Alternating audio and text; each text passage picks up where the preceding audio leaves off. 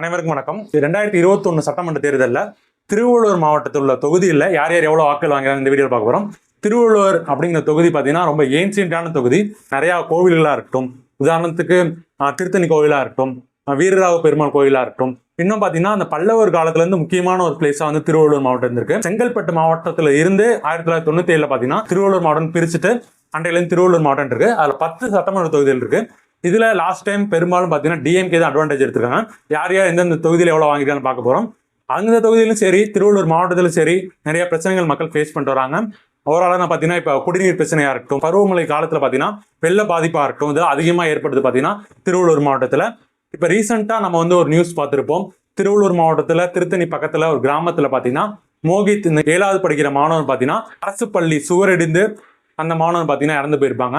அப்புறம் நீண்ட போராட்டத்துக்கு பிறகு அவங்க குடும்பத்தில் ஒருத்தங்க அரசு வேலை கொடுத்து இந்த மாதிரிலாம் பண்ணாங்க. பட் அரசு பள்ளிக்கூடம் வந்து எந்த நிலைமையில இருக்குங்கிறதுக்கு இது ஒரு சான்று. இந்த மாதிரி ஃபியூச்சர் நடக்காமல் இருக்குன்னு நம்ம இந்த நேரத்தில் சொல்லிக்கிறோம். வாங்க வீடியோக்குள்ள போயிடுவோம். ஃபர்ஸ்ட் கும்மிடிப்பூண்டியில பார்த்தீங்கன்னா திமுக தான் ஜெயிச்சிருக்காங்க. கோவிந்தராஜன் தான் பார்த்தீங்கன்னா ஜெயிச்சிருக்காங்க. செகண்ட் பொன்னேரி தொகுதியில பார்த்தீங்கன்னா காங்கிரஸ் ஜெயிச்சிருக்காங்க. காங்கிரஸ் கட்சியை சேர்ந்த துரை சந்திரசேகர் பார்த்தீங்கன்னா ஜெயிச்சிருக்காங்க.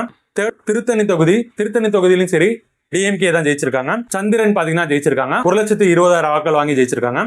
ஃபோர்த் திருவள்ளூர், அதுல பாத்தீங்கன்னா ராஜேந்திரன் அவங்க தான் டிஎம்கே சார்பாக நின்று ஜெயிச்சிருக்காங்க. 1,07,709 வாக்கள் வாங்கியிருக்காங்க.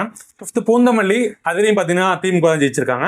கிருஷ்ணசாமி 1,49,578 வாக்கள் வாங்கி ஜெயிச்சிருக்காங்க. 6th பிளேஸ்ல ஆவடி, அதுலயும் திமுக சேர்ந்த நாசர் தான் ஜெயிச்சிருக்காங்க. 1,50,000 வாக்கள் வாங்கியிருக்காங்க. நாசர் இப்ப வந்து அமைச்சரா இருந்தாங்க. முன்னாடியும் பாத்தீங்கன்னா பால்வளத்துறை அமைச்சரா இருந்தாங்க. நடுவில் வந்து அவரை வந்து நீக்கிட்டு திரும்பி அமைச்சரவையில் சேர்த்துக்கிட்டாங்க. 7வது மதுரவாயிலும் சரி கணபதி அவங்க டிஎம்கே தான் ஜெயிச்சிருக்காங்க. 1,21,000 வாக்கள் வாங்கியிருக்காங்க. 8வது தொகுதி அம்பத்தூர் தொகுதியிலும் திமுக தான் ஜெயிச்சிருக்காங்க. ஜோசப் சாமுவேல் 1,14,000 வாக்கள் வாங்கியிருக்காங்க. செகண்ட் பிளேஸ்ல அலெக்சாண்டர் வந்திருக்காங்க. 9th மாதாவரம் தொகுதியிலும் பாத்தீங்கன்னா திமுக தான் ஜெயிச்சிருக்காங்க. திமுக சார்பில் சுதர்சனம் போட்டிட்டு 1,51,000 வாக்கள் வாங்கியிருக்காங்க. 10வது தொகுதி திருவொற்றியூர் தொகுதியில பாத்தீங்கன்னா டிஎம்கே ஜெயிச்சிருக்காங்க. சங்கருக்கு தான் பாத்தீங்கன்னா 88,000 வாக்கள் வாங்கியிருக்காங்க. திருவொற்றியூர் தொகுதியிலும் பாத்தீங்கன்னா நாம் தமிழர் தலைமை ஒருங்கிணைப்பாளரான சீமானவர்கள் போட்டிட்டு 3வது பிளேஸ் வாங்கியிருக்காங்க. கிட்டத்தட்ட 48,597 வாக்கள் வாங்கியிருக்காங்க. டெபாசிட் வாங்கியிருந்தாங்க. இதுவும் திருவள்ளூர் டிஸ்ட்ரிக்ட் உள்ள 10 தொகுதியில் நம்ம பார்த்திருப்போம். தொடர்ந்து இந்த மாதிரி 634 தொகுதியில் பார்ப்போம். Stay tuned with us. ASR Tamil சேனலை சப்ஸ்கிரைப் பண்ணுங்க. தேங்க்யூ.